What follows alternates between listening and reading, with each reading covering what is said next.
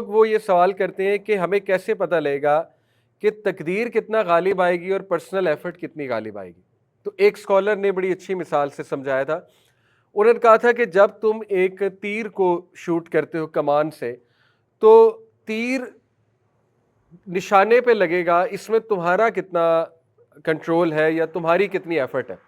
تو اس نے کہا اچھی خاصی ہے، یعنی I'll have to use my strength، میری نشانہ بازی اچھی ہونی چاہیے، میری پریکٹس ہونی چاہیے، ٹھیک ہے.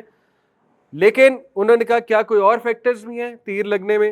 اس نے کہا بالکل ہے، ہوا کا رخ ہے جو میرے کنٹرول میں اتنا نہیں ہے ٹو بی آنیسٹ، اور چیزیں ہو سکتی ہیں، ہیومیڈیٹی ہو سکتا ہے، اور فیکٹرز ہو سکتے ہیں، ٹھیک ہے.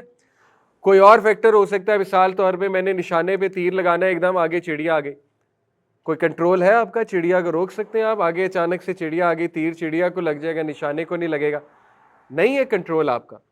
تو یہی بات ہے، تقدیر یہ ہے کہ یو ڈو یور بیسٹ، اس کے بعد نشانے پہ لگے گا نہیں لگے گا وہ اللہ تعالیٰ کا کام ہے، یہ تقدیر ہے، ٹھیک ہے.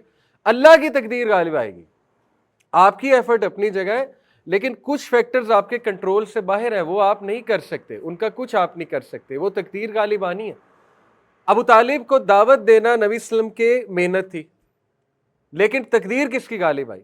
اللہ کی غالب آئی. تو یہی بات ہے، تقدیر اس طرح غالب آتی ہے، ٹھیک ہے.